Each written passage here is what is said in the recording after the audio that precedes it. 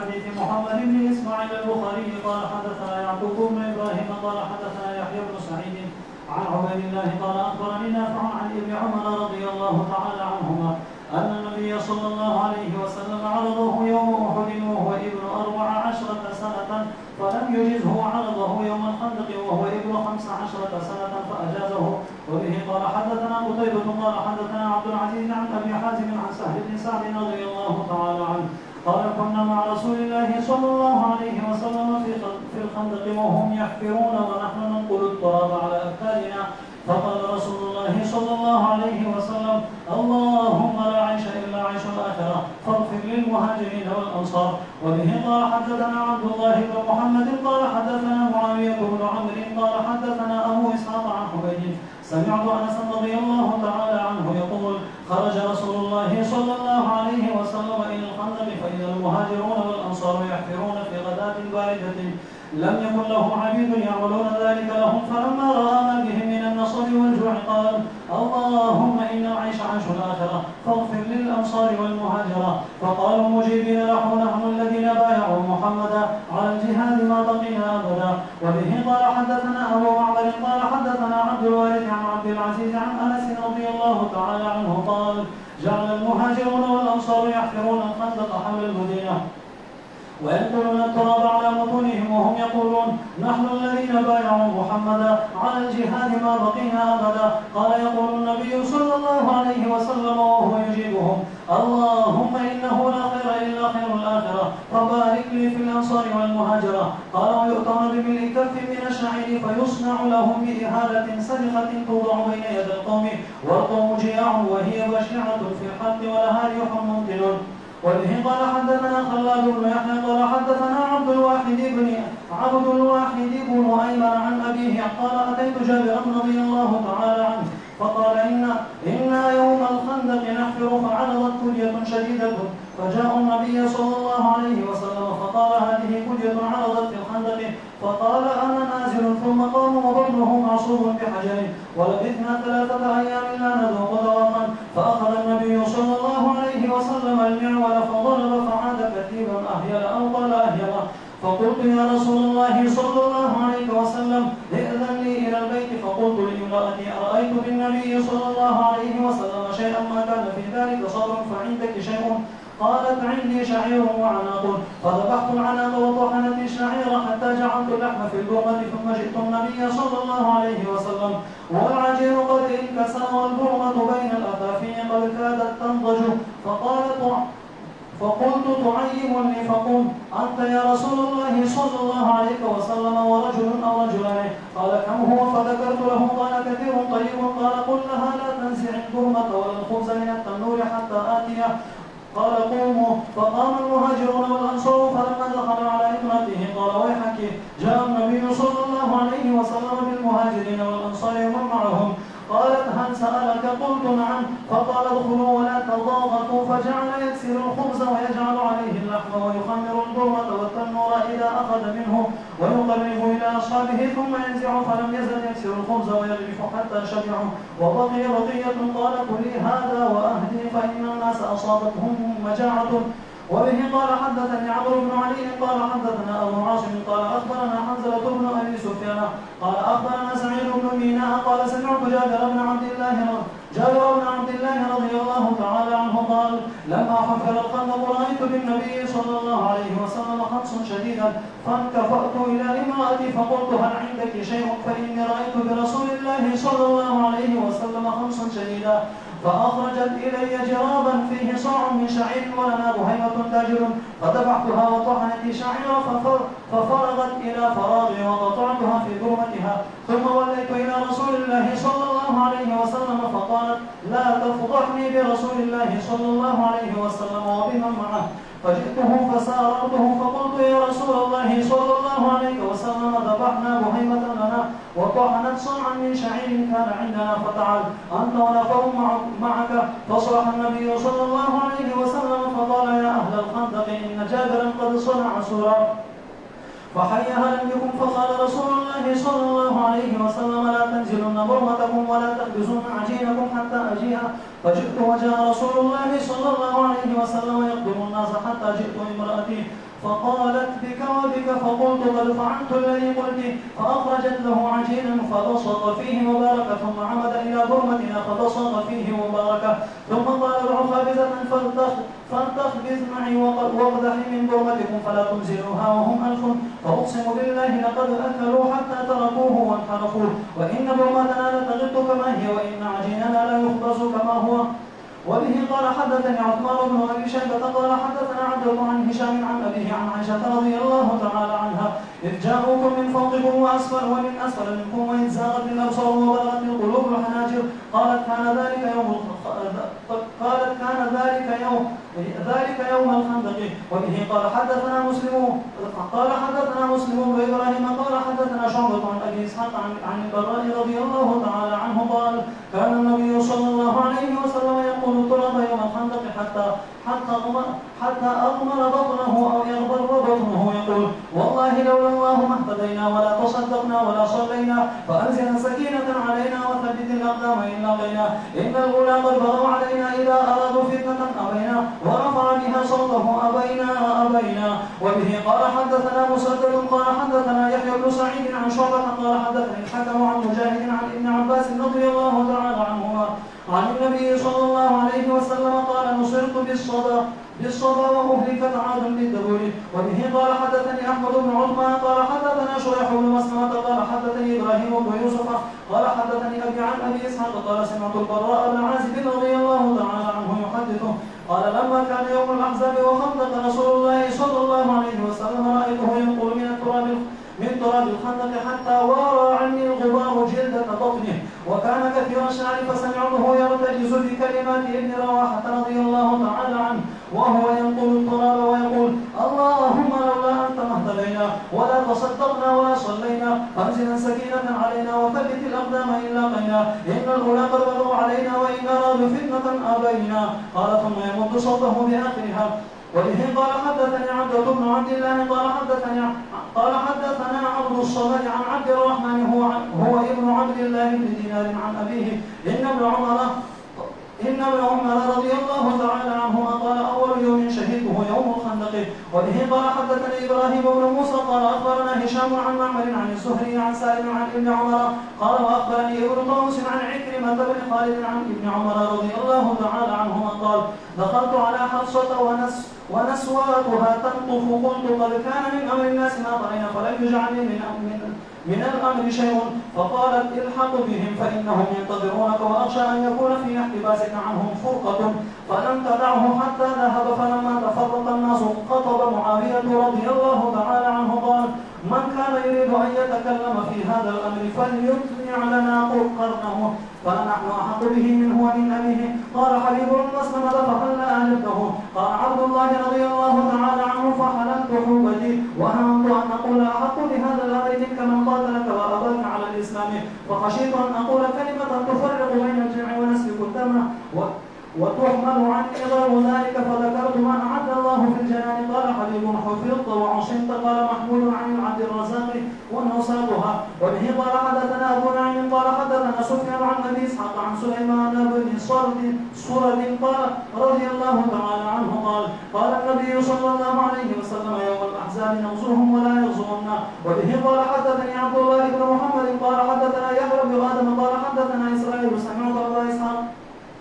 قال سمعت سليمان بن سرد يقول سمعت النبي صلى الله عليه وسلم يقول حين أجري الأحزاب عنه الآن نغزوهم ولا يغزونا نحن نسير إليهم. وبه قال حدثنا إسحاق قال حدثنا روح قال حدثنا هشام عن محمد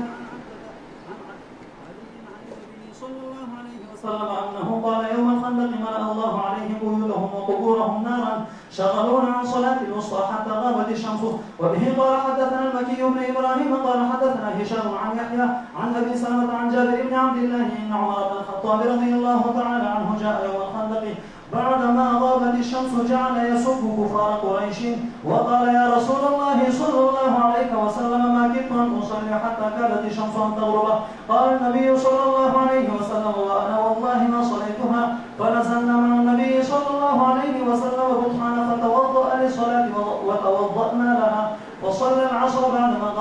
غربت الشمس ثم صلى بعدها المغرب. وبه قال حدثنا محمد بن كثير قال أخبرنا سفيان عن ابن المنكدر قال سمعت جابرا رضي الله تعالى عنه يقول قال رسول الله صلى الله عليه وسلم يوم الأحزاب من يأتينا بخبر القوم فقال الزبير أنا ثم قال من يأتينا بخبر القوم فقال الزبير أنا رضي الله تعالى عنه ثم قال من يأتينا بخبر القوم فقال الزبير أنا رضي الله تعالى عنه قال إن لكل نبي حواريا وإن حواري الزبير وبه قال حدثنا قتيبة قال حدثنا الليث عن سعيد بن أبي سعيد عن أبيه عن أبي هريرة رضي الله تعالى عنه أن رسول الله صلى الله عليه وسلم كان يقول لا إله إلا الله وحده لا شريك له أعز عبده ونصر عبده وغلب الأحزاب وحده فلا شيء بعده وبه قال حدثنا محمد قال حدثنا الفزاري وعبدته عن إسماعيل بن أبي خالد قال سمعت عبد الله بن أبي أوفى يقول دعا رسول الله صلى الله عليه وسلم على الأحزاب فقال اللهم منزل الكتاب سريع الحساب أحزم الأحزاب اللهم اهزمهم وزلزلهم وبه قال حدثنا محمد بن مقاتل قال أخبرنا عبد الله قال أخبرنا مصر عقبة عن سالم ونافع عن عبد الله بن عمر رضي الله تعالى عنهما أن رسول الله صلى الله عليه وسلم كان إذا قفل من الغزو أو الحج أو العمرة يبدأ فيكبر 3 مرار ثم يقول لا إله إلا الله وحده لا شريك له له الملك وله الحمد وهو على كل شيء قدير آئبون تائبون عابدون ساجدون إلى ربنا حامدون صدق الله وعده ونصر عبده وهزم الأحزاب وحده. غزوه خندق غزوه احزاب دواړه دی وی غزانو من دي او وجه د تسمیه په دواړو نومو باندې هغه واضح ده چې په دغه غزوه کې خندق یستل شوی تفصیل وروسته ذکر کوو او په دغه غزوه کې قومونه د کفارو سره احزاب ډلې په اتفاق شوي دي د تاریخ په لحاظ اختلاف شته کې چې دا څو وخت پیښه شوی څوک په 4 کال د هجرت باندې څوک په 5 کال د هجرت امام بخاری دغه طرف ته زور ده چې په 4 کال ولی حضرت عبد الله ابن عمر وی د احد په جنگ کې ز عرض شوم پیغمبر علی السلام ته د 14 کلوم اجازه راته ونه کړه بیا په غزوه د خندق کې چې عرض شوم د 15 کلوم اجازه راته وکړه غزوه د احد په 3 کال و دریم کال د هجرت و نو خندق ځکه په 4 راغی دای ځکه دغه ترجیح دغه جانب ورکی په مدینه منوره کې د یهودو څه حالت مخکې موږ تاسو ذکر کړه چې قینقاع په واخسته بني قینقاع بنو نذیر جلاوطن کړه دغه په واخسته بنو قریظه او ته وسباته بل خیر ورځو بیا هغه يهود چې لاړه د مدینه منورې نه وطن جایداد پاتې شو څه خیبر ته لاړه څه اتیما او ریحه ته لاړه هغه چې خیبر ته لاړه دغه شیطانتونه شروع کړه زړه کې حسد وطن پاتې شو نو یو ډله د دې لاړه لکه مخکې مد کعب ابن اشرف او ابرافه خبره چې کړې وي د يهودو څه مشران لاړه مدینه مکه معظمه ته الته د مکه معظمه خلکو قریش ته د نبی علی السلام په خلاف د جنگ دعوت ورکو دا د بنی قریظه و سردارانو څه خلک خپل لاړو خو د دوی تربرونه وکنه په واخسته شو په ځانم داره د چې سبا د موږم دغه حال ده نو دغه قریظه او څه مشران لاړه الته مکه معظمه ته یو مشرکین ته ویل چې موږ تاسو په ګډه جنگ وکړو خو ورسره دا کار وکړو چې غطفان قوم ته دعوت ورکړو چې قصه الته ذکر کیږي یو مشر ورغی ورته وی د خیبر د فصلو نیمه میوه به تاسو ته درکو خو په د جنگ کې را سره شریک شي یو ویل سیده اسد بیا د غطفان حلیفان وو یو بیا یو ته دعوت ورکړو چې موږ خو د جنگ ته ورزو تاسو را سره شریک شي هغه هم ورسره مرګري شو نور بعض قومونه لکه بني سلیم دغه نور قومونه و یو ته دعوت ورکړل لنډه دا 10,000 کسان تیار شو چې په مدینه منوره باندې حمله وکړي 4,000 کې قریش وو دا نور دا مختلف قومونه ور سره یو ځای شو دا 10,000 کسان چې راووته د مدینه منورې په لوري باندې دلته پیغمبر علیه السلام ته حال راغی لکه مخکې مې ویل چې احد کې هم حضرت عباس صاحب سړی مخکې ورته راولېږه چې دومره لوی پوجادار را روان د احد ته خو 3000 کسان راغلي وو اوس 10,000 کسان را روان دي حضرت پیغمبر صلی الله علیه وسلم صحابه مبارکین راجمع کړه مشوره کوي چې اوس څه کوو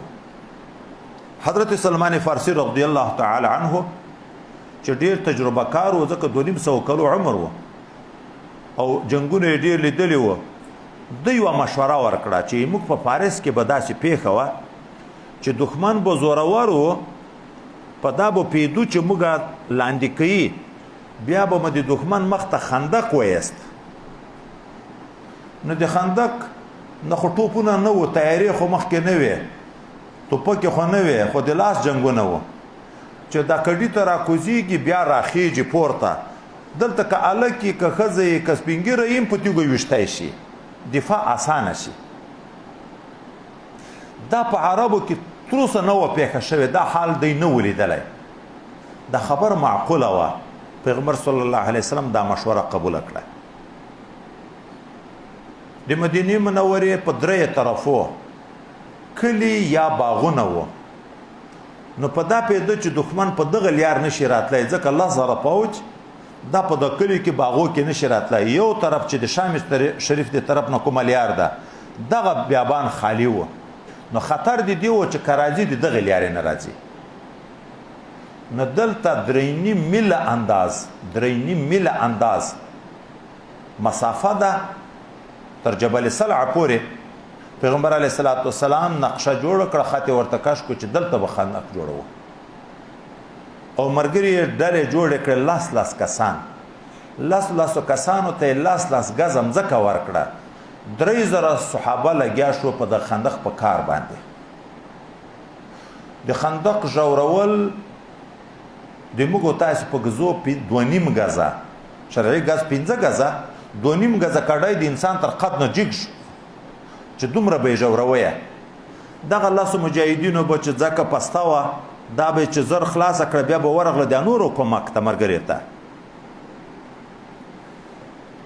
دغه کار د خندق استل چې شروع شو په شپږ ورځې کې دا کار مکمل شوی 3,000 کسانو شپږ ورځې کار کړی 15 شل 25 شپېم راځي خو دا د مجموعات د جنګ او د محاصرې راغلي دي صحابه او غلامان نه درلود کارونه یې پخپله کړه و داسې ټیم چې ساړه شروع سخت د منی موسم قحطه یم وي لوږې یم وي نو دا کډي چې یسته خاورې نقل کولې په خپلو ولې اخیستې مزدوران نه درلود علی اقتادهم پیغمبر صلی الله علیه وسلم به ورسره لګیا و او د دې د دلجویي دپاره د زړه د خوشحالولو دپاره به یې څه رجزي اشعار غوندې کلام هم پیغمبر علیه السلام کله کله ویلې الفاظ به بدل راځي اللهم لا عيش الا عيش الاخره فاغفر الانصار والمهاجره اللهم لا عيش الا عيش الاخره فاغفر للانصار والمهاجرين ګوره هغه شعر طریقه په صحیح طریقه نه ځکه شاعر خو نه ودی اللهم لا خير الا خير الاخره فاغفر لي الانصار والمهاجره خو یو ورځ خو نه وه مختلف اوقات و دا چې پیغمبر صلی الله علیه وسلم به د تسلی د دوی د زړه د خوشحالۍ دپاره دا ویلې دوی به بیا په جواب کې دا ویلې نحن الذين بايعوا محمدا صلى الله عليه وسلم على الجهاد ما بقينا ابدا على الاسلام دوما نسخه ما بقينا ابدا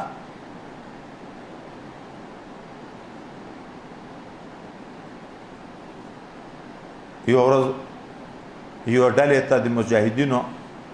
په دا نقشه کې د پیغمبر علیه السلام چې ایستلې لاندې مضبوط ځای راغی پرخه چې نه ماتیږي په کولنګانو باندې حضرت پیغمبر علیه السلام ته څوک ورولېږل چې ته ورشه پیغمبر علیه السلام ته وی ابوس موږ څه وکړو نقشه بدل وکړو کډای کو دغه خط خو دا تا چې ایستلی په دغه برابري خو دغه وچ ځای راغی نه ماتیږي پیغمبر صلی الله علیه وسلم ورته راغی چې ځای وکړه ورته ویل دغه ته زه ورکوزېږم دا ځای زه په خپله وایم خو حضرت پیغمبر علیه الصلاة والسلام هم دومره وږی و چې د لوږې نه یې په نس مبارک باندې تیږه تړلې وه دا د مخکې وخت تجربه ده انسان چې ډیر وږی شي په ملا کړوپیږي ځکه دا د ملا نری اډ ګورې دلته پښتۍ ذاتې ختمیږي لاندې پښتۍ تکیه نشته دا په دا خېټه نیولی وي چې خېټه خالی شي د دغه طرف نه مړۍ چینی نو هلته ملا بیا راګورېږي نو دوی به تیږه تړله په نس چې دا تیږه یې ونیسي ملا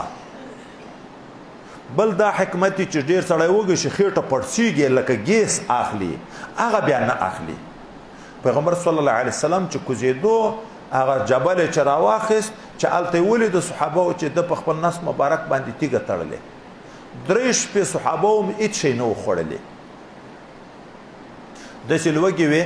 یو موټی وربشې به یې راوړې ورته بیا به وازده و زړه بوینه احاله سنیخه دا وربشې به یې په یغو ورته غوړې کړې خو د مجبوریت نه یې خوړې کنې بویي به یې تر تلو په ستوني کې به نښته سړي به زړه په راجګېده حضرت جابر رضی الله تعالی عنه چې دا تیږه د نبي علیه الصلاة والسلام په نس مبارک ولیده هلته رسول الله صلی الله علیه وسلم چې هغه ځای ووایه لکه روان ریګ دا ریګ چې پوست پروت چې پښه پکې د سړی پکې خویږي داسې وښویده دا تیږه چا 3 وارې وویله هر وار سره به رڼا پورته شوه رسول الله صلی الله علیه وسلم به الله اکبر ویلې بیا صحابه و مبارکینو ورته ویلې تا به چې ووایه داسې رڼا به پورته شوه ده ورته ویلې تاسې ولیده وایي وایي چې یو وارې مې وویله هلته د شام شریف بنګلې راته ښکاره شوې د ما امت په طریق ځای رسېږي یو وارې د کسرا ماڼۍ راته ښکاره شوې هلته به رسېږي یو وارې د صنعا ماڼۍ راته ښکاره شوې هلته منافقینو خبیثانو به پټ سره ویلې هلته د ډاره د ځانه خندق باسي هلته العیاذ بالله مسلمانانو ته په دروغو دوکې ورکوي وعدې ورکوي چې ځایونه به موږ نیسو حضرت جابر اجازه تر وغوښته چې که تا اجازه یې صاحب زه یې وارې کور ته ځم کور ته لاړ خپل بیبي مبارک ته ویایي نن مې د نبی علیه السلام داسې حال ولید چې د برداشت نه د صبر سړی نشي کړی رسول الله د لوږې نه په نس مبارک پورې تیږې تړلې کور کې شی شته که نه هغې ورته ویل نور شی نشته یوه کاسه وربشې دي په کور کې یو سیرلی داجن دا کورنی دا ولاړ ده ده ورته ویل ته میچن په لاس پې میدولې ته وربشې میدوه دی جوک شو پسه حلال کړه د چې پسه حلالوو د پوسته کوو یې ټوک ټوکې کوو هلته ښځه د وربشو د میدولو نه خلاصه شوه دې ته ویلې وړه خو شته که دی جوک شو کټه یې باندې کړه دا وړه چې لږ وخت په تیر شي بیا یې د روټو دا سر یې مات کېږي انکسره دا خمیرتوب ته نږدې شوه دیګ نیم پوخته شو نزیج پختن ته نږدې شو نو ده وویل چې اوس ورشم پیغمبر علیه السلام را خبر کړم خو بیبي مبارکه ورته ویې چې وروسته روایت ته چې ګوره ومې نه شرموې کور کې چې شی خلاص شي دا د ښځو رنګ بدی ډېره راځي نو نبي علیه السلام پوه کړه چې کام شی م تیار کړي 1-2 کسان چې نور ورسره راولي چې ډېر رانه ولي حضرت جابر رضی الله تعالی عنه ورغی پیغمبر صلی الله علیه وسلم ته پټ په غوږ کې ویې لږ ډوډکۍ مه تیاره کړې ده ته 1-2 نفره نور را سره لاړ شي چې ویې خورو حضور اقدس صلی الله علیه وسلم ورته څومره شی دی وایي یوه کاسه وربشې دي او یو کنکی سیرلکی ده حضرت پیغمبر علیه السلام ډېر دي دا خو ته درځه مخته ښځې ته دې ووایه چې دیګ دې نه کوزوي مړۍ باندې دې کار نه لري چې تر څو زه درځم او دا نږدې خلکو ته اعلان وکړه راځئ سور خوړې ته ویل کېږي حضرت جابر خوړه تیاره کړې 1000 کسان پسې روان شوه هلته حضرت جابر مخته کور ته لاړ بیبي مبارکې ته ویي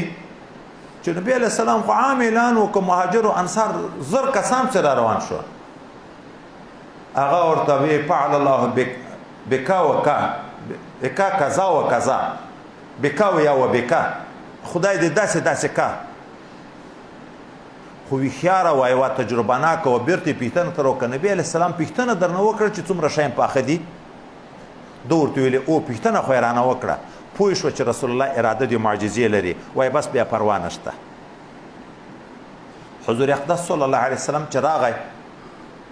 د وړو سره لوڅ کو خپل لاړې مبارکي ورتو کړې د دعا د برکت وکړه به د کټوي سر لوڅ کو خپل لاړې مبارکي ورتو کړې دعا د برکت وکړه به دغه بیبي مبارکي تویل اوس د کومک لپاره بل خزم در تراو غواړه چې مړی ته ګوخه نشي په خولای ګوخه نشي مېدولای چې بیا شوروا په اچي چې ادم د سره لګي خو ته نور ته مړی ورو وایا سره چې مړی دراوي سره بیرته په پټاوه دیګ را کو زوامه مړی د چوړه کړه شوروا په جک په کاشو غراخله په دغه هغه اچو غوخه په ګدا بیرته دیګ سر پیغه کټو دی باندې وي په دې غری باندې حضرت پیغمبر علی السلام صحابه خو ډیر دي او وګي دي او بیا خو د طالب سودا ده چې انور برانه مختشي مکتب هیڅ شی ونه رسیږي پته خو پیدا چې خو کم شي د حضرت جابر سره هم ډیر شي خو نشته نبی اسلام ته ازدحام مکه لا طاعتو ازدحام ما جوړوي لاس کسان رانه نوځي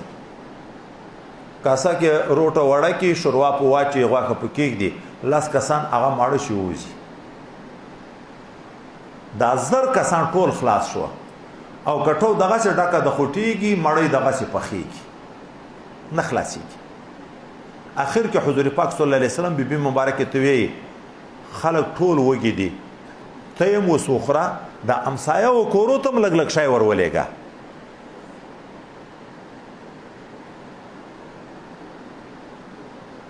او یو ورځ په شعرو کې د عبد الله ابن رواحه اشعار مې ای الله تک نه وای موږ به هدایت نو پیدا کړه لولا انت مهتدینا نه به منځ کړه و نه به مصدقه کړي و نه به نور عبادت کړي و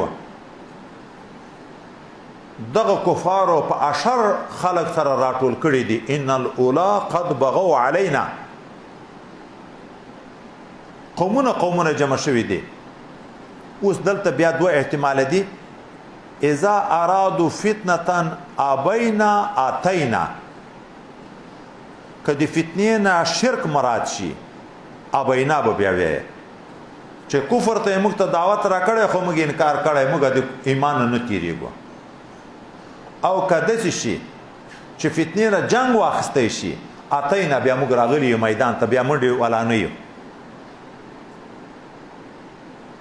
کفار چې راوره سیده دای چون کې دا صحنه او دا کیفیت نه ولیدلې مانس کې کډای د حیران شو چې وڅوک نو بل لیار نه و د کډی وی طرف ته مسلمانان دي مسلمانانو بیبیان مبارکان وی و کور ته سره جمع کړي دي چند صحابه دي غو سره پریخي خو الته ډار د چې د شاده طرف نه بنو قریزه په کورو حمله ونه کی او د عام راغلي دي په د خط کې پراته دي بل لیار نه و دی وشتلو نو په لاسو په تیګویم سره وشته یو بل په غیشم یو بل سره وشته دا سلسله تر میاشت نږدې رسیدلې ده تر میاشت نږدې کله سختی کله اسانی یو ورځ کفار ویلې چې درځي نن د چالو کو چې دا وشتل ډیر تیز کو څه کسان به دا کډینه ورپورته شو ورو به خجیغه خواته به ذاتی جنگ کې شروع کو ټول ورځ د سويشتل وشو چې د ماسپخین مون قضا شو د مازیګر قضا شو د ماقام قضا شو المخستان د خپل وخت نه مؤخر شو بالکل نه د قضا شوی خو ظاهره د قضا تعبیر کیږي چې څلور منځونه قضا شو بیا هغه ترتیبوار قضایي بیا راوګرځول د شپې په اخر کې د مشرکین یو لوی پهلوانو په بدر کې دا زخمی شوی و د قسم کړی و چې خپل انتقام و نخلم د مسلمان نه زه به سر غوړ نه کم تر هغه وخته پورې څه نمېدو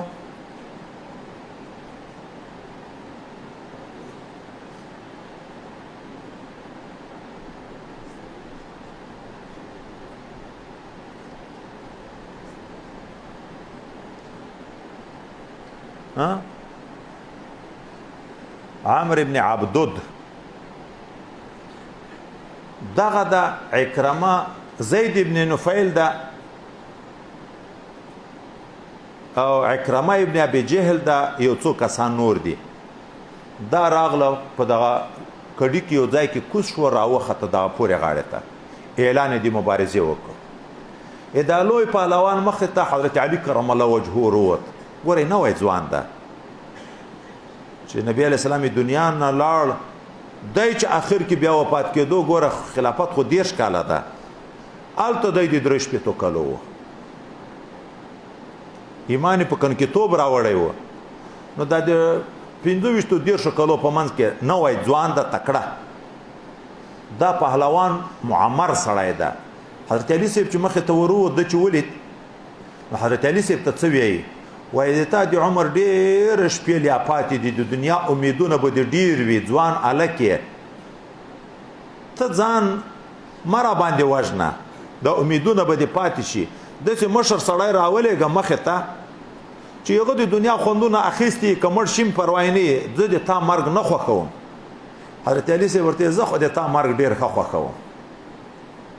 دغه کافر ته جوش ورغی د آس نه کوز شو د حضرت علي صاحب باندې د تورې وار وکړه حضرت علي صاحب دا ډال ورته وینیو خو دومره زورور وار و حضرت علي صاحب خو یو عجب پهلوان خدای پاک پیدا کړی و د دغه ډېر زور نه دا ډال راغی په سر مبارک حضرت علي صاحب ولګېد سر مبارک مات شو توره خو یې بنده کړه خو د خپل ډال نه سر مات شو بیا حضرت علي صاحب یو غږ درلود چې ناره به وکړه اسمان ته رسېده حیدري ناره وکړه د اول تورې سره هغه پهلوان مردار کړ چې مردار کو د فتح اعلان الله اکبر زیره وشو هغه نور کافران وتښتېد په دوم څه کډي ته ورکوز شو حضرت علي صاحب هغه حالت مردار کړ ایو دو نور خلاص شو شپږ مسلمانان شهیدان شوي دي 3 کافران مردار شوي دي په دا ویشتلو کې حضرت سعد ابن معاذ دلته ولګېد زخمی چې قصه به بیا سباتو د بني قریظه په واقع کې کوو دلته به کله حالات ډیر ورخطایي راغله چې بني قریظه د شانه کورو ته راغله حضرت نبی علیه السلام ویل څوک به ورشي چې آل راوړي ګوره ډیر د خطرې حال ده د دښمن علاقې ته ورتګ حضرت زبیر ویل زه ګوښه یې ځان باندې ورغی حالات یې معلوم کړه بیرته راغی چې نه دی راغلی بله ورځ بیا چې دغسې سختي شوه بیا یې ویلې څوک په حال راوړي حضرت زبیر ویلې زه دریم وارې بیا په یو مجلس کې نه دی بیا یې ویلې بل وخت څوک په دا حال راوړي حضرت زبیر ویلې زه مخکې مې ویلې چې په خدمت زړه خوشحاله کېږي رسول الله صلی الله علیه وسلم زړه خوشحاله شو او وی ویلې د هر نبي او خاص مخلص خادم دی ما دای ده او بل ځکه مناقبو کې بیا راځي د ما مرګره په جنت کې حضرت زبیر وی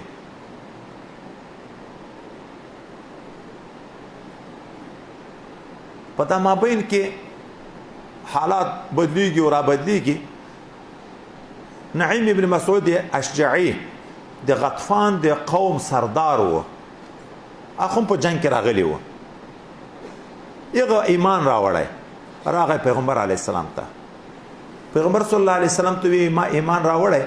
خدای دې ما په ایمان نه دی خبر که تا خوښي چې د دې اتفاق ور ختم کم په منځ کې یو چل وکم دور ته اجازه ده نو اول ورغی بني قریظه وته اخو په جنگ کې شریک نه دي تیار کمین کې دي چې مسلمانان را نږدې شي بیا به دیم بنا کوي انور مشرکین چې را نږدې شي ورته دغه بني قریظه وته ویلې چې تاسو خو مخکې عهد کړی د نبی علیه السلام سره چې یو په بل به کار نه لرو او د یو د بل مقابل مرګرتیا به هم نه کوو اوس تاسې دغه قوم سره په جنگ کې ځان شریک کوئ ښه کړ شکست یې وخوړ دا نور خو به خپل مکې معظمې ته لاړ شي تاسې مدینې منورې نه بل چېرې تللی شئ بیا د مسلمانانو زور لرئ خلک یې حیران کړه چې تا خو یې عجبه خبر وکړه وایي نو اوس څه وکړو ورته ویل زه به یو لیار در وښیم دغه قریش دا قومونه چې راغلي دغو نه یو څو مشران په ګرو در سره کېنوئ په ګرو چې تاسې سره وي نو د خپلو مشرانو دپاره به هم تر اخره جنګېږي منډې به بیا نه وئ خو که دی در سره کېننوئ چې په دې لږ سختي راشي دی در نه تښتي تاسې ور پرېږدي دی ویلې دا خو دې ښه خبره وکړه یو وارې اول دلته دا ویلې بیا ورغی هلته هغه خو هم نه دی په خبر چې دی مسلمان شوی قریش اسد و غطفان خو ټول دی په خپل مشرتوب پېژني چې خو د موږ سردار ده یغو ته ویل تاسو خو چې راغلی وای د بنو قریظه او په دعوت راغلی وای چې موږ تاسو په ګډه په مسلمانانو جنگ کوو بنو قریظه اوس پښیمانه شوي دي او بیرته د نبی علیه السلام نوم مبارک ورته اخلي خو درود نو ورسره وی محمد صلی الله علیه وسلم ته حال ورلېږلی چې موږ په د خپل کړه پښیمانه یو بیرته د تا سره عهد کوو ته موږ سره عهد تازه کوې که نه او د اعتماد دپاره به د دوی څو مشران هم په لاس درکو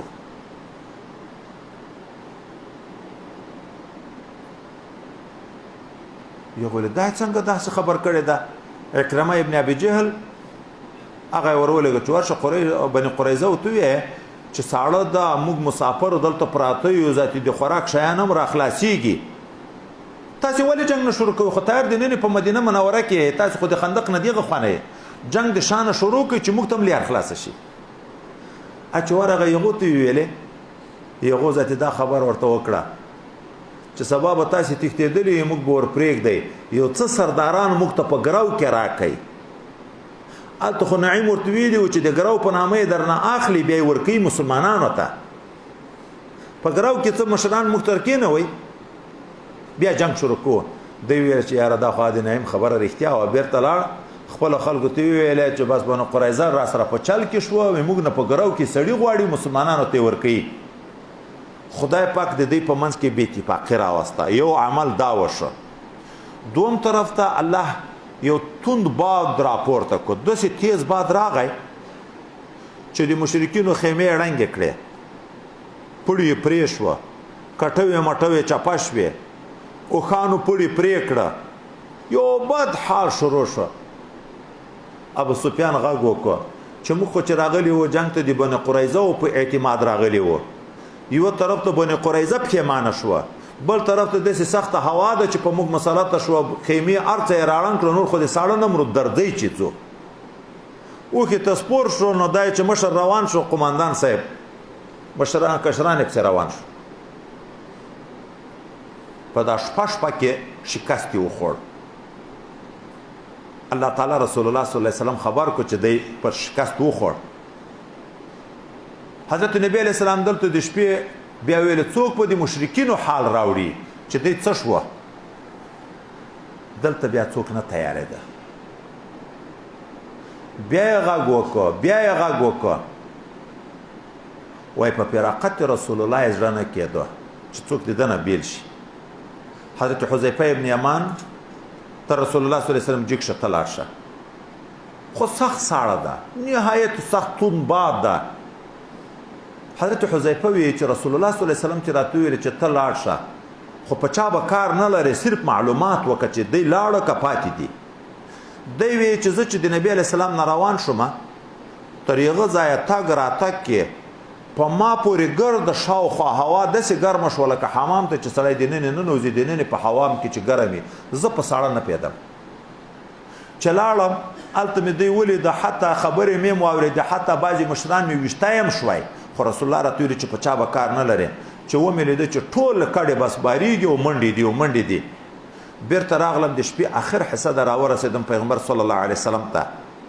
چې دا حال مې ورته بیان کو وایي زه تې ساړه راته شروع شو تر دغه وخته په تګ و راتګ چې په خدمت رسول الله کې وم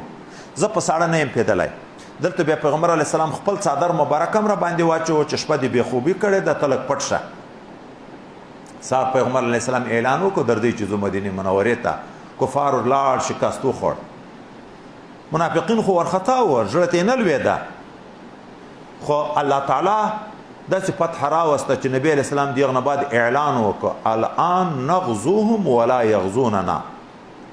مخکې موږ ویلو جهاد دفاعي جهاد اقدامي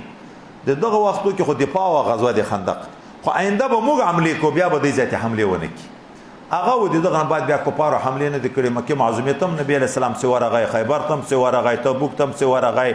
حنین ته هم پسې لاړ طایف ته هم پسې لاړ په ټولو ځایو کې حملې د دغه طرف نه بیا شروع شوې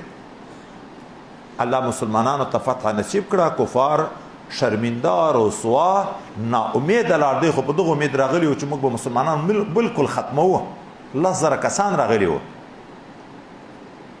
تر دغه ځایه پورې خبره خلاصه شوه دی لاړ نبی علیہ السلام راغی مدینه منوره ته صحابه راغله نبی علیہ السلام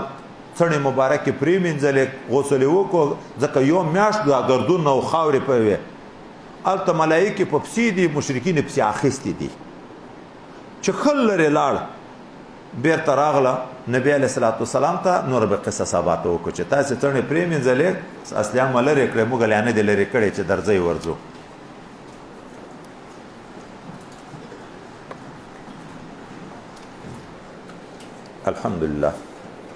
الحمد لله رب العالمين والعاقبة للمتقين والصلاة والسلام على حضرة رسوله محمد وعلى آله وأصحابه أجمعين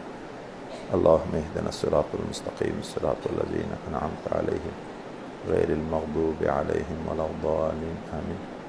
ربنا لا تؤاخذنا إن نسينا وأخطأنا ربنا ولا تحمل علينا إصرا كما حملته على الذين من قبلنا ربنا ولا تحملنا ما لا طاقة لنا به واعف عنا واغفر لنا وارحمنا أنت مولانا فانصرنا على القوم الكافرين ربنا آتنا في الدنيا حسنة وفي الآخرة حسنة وقنا عذاب النار وادخلنا الجنة مع الأبرار يا عزيز يا غفار يا رب العالمين خدای متعال څومره مسلمانان چې موږ ته دعاوې کوي دې موږ نه دعا وغواړي یو دوه مخلصین دي موږ ملګري مریضان دي ډېر یو په کور کې د یو هسپتال کې د یو هم دعا وخت ده